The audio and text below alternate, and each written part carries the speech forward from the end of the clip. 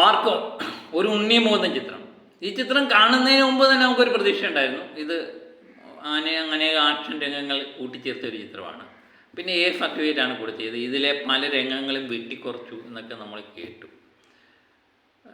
സത്യം പറഞ്ഞാൽ ചിത്രം കണ്ടു കഴിഞ്ഞപ്പം എനിക്ക് ഇടയ്ക്ക് വെച്ച് ഇറങ്ങി പോന്നാലെന്താ എന്ന് തോന്നിപ്പോയി. കാരണം നമ്മൾ മനക്കെട്ടിയില്ലാത്ത ഒരാളും ഇതൊന്നും കണ്ടുകൊണ്ടിരിക്കാനുള്ള കപ്പാസിറ്റി ഇല്ല.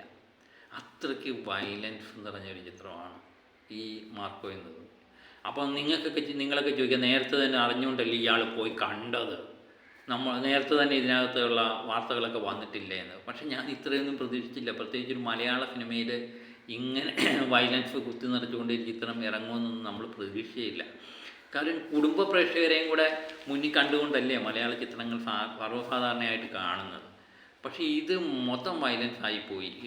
പ്രത്യേകിച്ച് രണ്ടാം പകുതി എന്നൊക്കെ പറയുന്നത് അടിയുടെ പൂരമായിപ്പോയി. കുറച്ച് രംഗം പിന്നൊരിടി, പിന്നെ കുറച്ച് രംഗം ഒരു ഇടി. പിന്നെ ഇതിനകത്ത് പ്രത്യേകിച്ച് ലോജിക്കൊന്നുമില്ല. ഈ ചിത്രം കണ്ടുകൊണ്ടിരിക്കുമ്പോൾ ലോജിക്ക് എനിക്ക് തോന്നുന്നു ചെറുപ്പക്കാർക്ക് നന്നായി ഇഷ്ടപ്പെടുന്ന ഒരു ചിത്രമായിരിക്കും.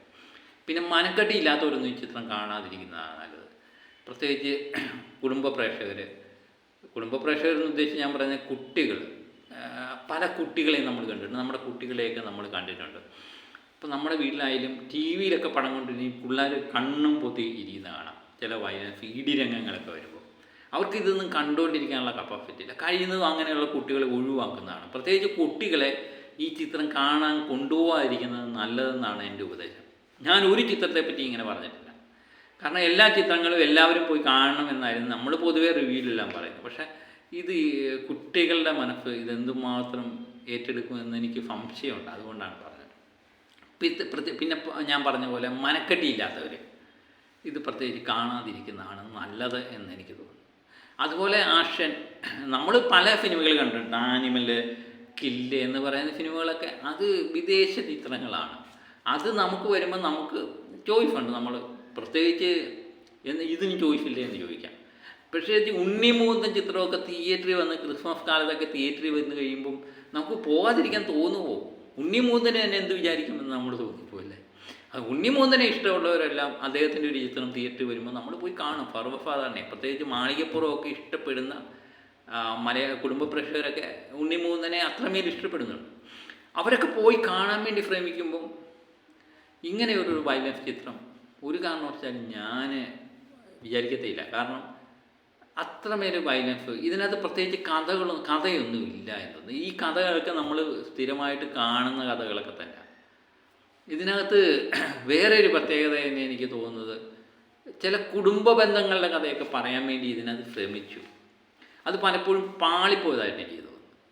ഇപ്പം ഇങ്ങനെയുള്ള ആക്ഷൻ രംഗങ്ങൾക്കുള്ള പ്രത്യേകത കുടുംബ പ്രേക്ഷകരൊക്കെ ഇഷ്ടപ്പെടുമ്പോൾ ഒരിടി, അതിനുശേഷം ചില കുടുംബ ബന്ധങ്ങളുടെ കഥ പറയാൻ, പിന്നെ കുറച്ച് തമാശ രംഗങ്ങൾ കൊണ്ടുവരിക, പിന്നെ ഒരു ഇടിയൊക്കെ ആയി കഴിയുമ്പോൾ ആ ലെവലിലങ്ങ് പോകും. അത് മേക്കപ്പ് ചെയ്തങ്ങ് പോകും. ഇതിനകത്ത് പലപ്പോഴും സംഭവിച്ച കാര്യം എന്ന് പറയുന്നത് ആക്ഷൻ രംഗങ്ങളൊക്കെ ഉണ്ട്. അത് കൂടാതെ ഈ കുടുംബ ബന്ധങ്ങളുടെ കഥ പറയുമ്പോൾ ഇപ്പം അമ്മ മകൻ ബന്ധമൊക്കെ പറയുമ്പോഴുള്ള പ്രശ്നം, അമ്മ ബന്ധം, മകൻ ബന്ധം, ബ്രദർ ബന്ധം, കുടുംബ ബന്ധങ്ങളൊക്കെ പറയുമ്പോഴുള്ള പ്രശ്നം എന്ന് പറയുന്നത് അത് തിരികെ കയറ്റിയ പോലെ നമുക്ക് തോന്നും. അത് ഒരു കഥയ്ക്കനുസരിച്ച് വരികയാണെങ്കിൽ കുഴപ്പമില്ല. പക്ഷേ അത് തിരികെ അതുപോലെ തന്നെയാണ് തമാശയ്ക്ക് വേണ്ടി ചില രംഗങ്ങൾ,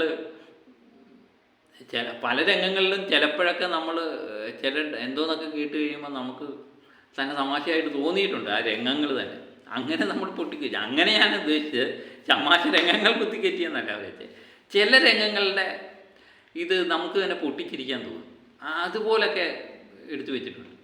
പിന്നെ സ്റ്റണ്ട് രംഗങ്ങൾ, ഇതെന്താ, പ്രമുഖ ആക്ഷൻ ഡയറക്ടർ കലേഷ് കിൻസ്റ്റനാണ് കിൻസ്റ്റണിലെ സ്റ്റണ്ട് നിർവഹിച്ചേക്കുന്നത്. അപ്പോൾ ആ സ്റ്റണ്ടൊക്കെ പക്കായിട്ടുണ്ട്. കാരണം നമുക്ക് ഇതിലും വലുതൊന്നും പ്രതീക്ഷിക്കാനില്ല. അത്രയും മികച്ചതായിക്ക് സ്റ്റണ്ട് രംഗങ്ങളൊക്കെ ചെയ്തു. ഈ മാർക്കോ എന്ന് പറയുന്ന ചിത്രം കാണാൻ പോകുമ്പോൾ നമ്മൾ സ്റ്റണ്ട് പ്രതീക്ഷിച്ചാണ്, അത് കിടിലനായിട്ട് കിട്ടിയിട്ടുണ്ട്.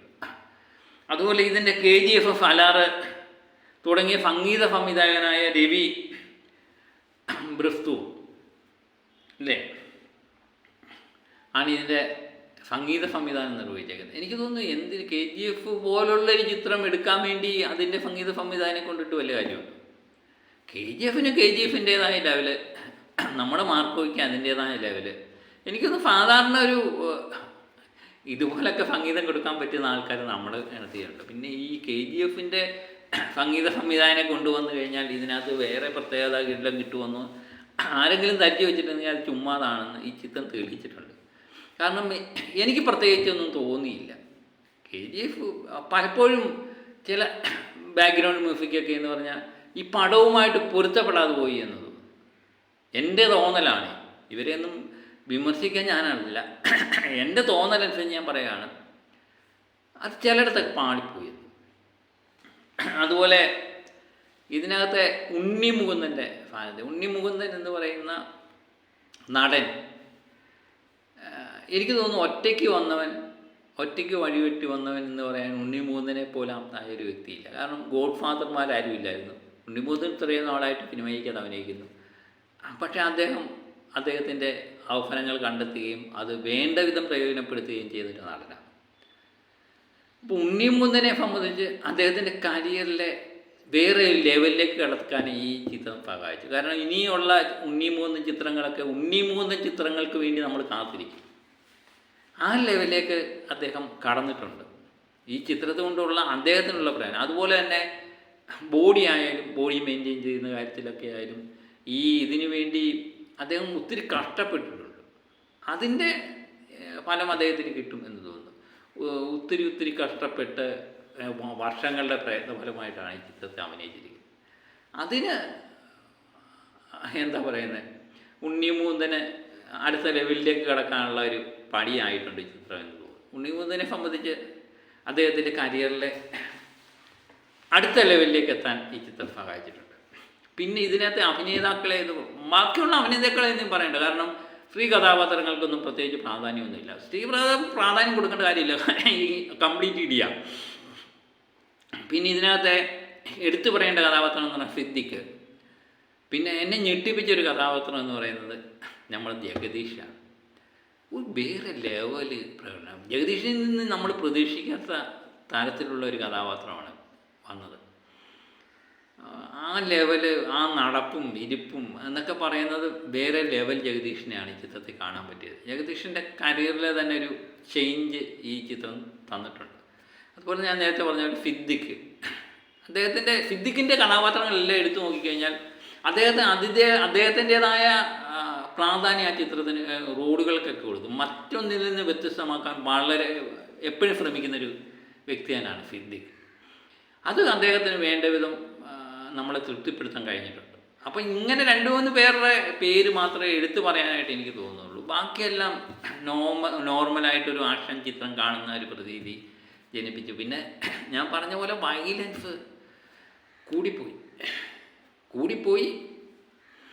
ഇത് ഞാൻ എപ്പോഴും പറയത്തില്ലേ, ഓരോ സാധനങ്ങളും ഉപയോഗിക്കുമ്പോഴത്തേന്, ഇപ്പോൾ ഒരു ഗ്ലാസ് ചായ നമ്മൾ ഉപയോഗിച്ചാലും പാല് കൃത്യമായിരിക്കണം, തേയിലപ്പൊടി കൃത്യമായിരിക്കണം, പഞ്ചാരയും കൃത്യമായിരിക്കണം.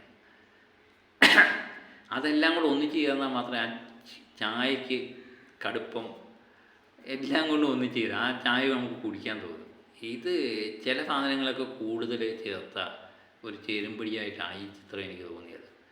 പിന്നെ ആക്ഷനൊക്കെ ഇഷ്ടപ്പെടുന്നവർക്കെല്ലാം ഒരു മികച്ച അനുഭവം തന്നെയായിരിക്കും ഈ ചിത്രം നൽകുന്നത്. എന്നെ സംബന്ധിച്ച് ഞാൻ തൃപ്തനല്ല ഈ ചിത്രത്തിൽ. കാരണം ഇത്രമേൽ വയലൻസ് ഞാൻ പ്രതീക്ഷിച്ചതേ ഇല്ല. എൻ്റെ മനസ്സ് അത്രമേൽ കടുപ്പമുള്ളതൊന്നുമല്ല. ഞാൻ വെറും പാവമാണ്. ഇടിയൊക്കെ കണ്ടപ്പോൾ അവിടുന്ന് ഓടി ഒളിക്കാൻ ശ്രമിക്കുന്ന എന്നെ സംബന്ധിച്ച് ഇതൊന്നും സഹിക്കാൻ പറ്റിയതല്ല. അതുകൊണ്ട് മറ്റൊരു വീഡിയോ ആയിട്ട് വീണ്ടും ഞാനെത്താം. Okay, by.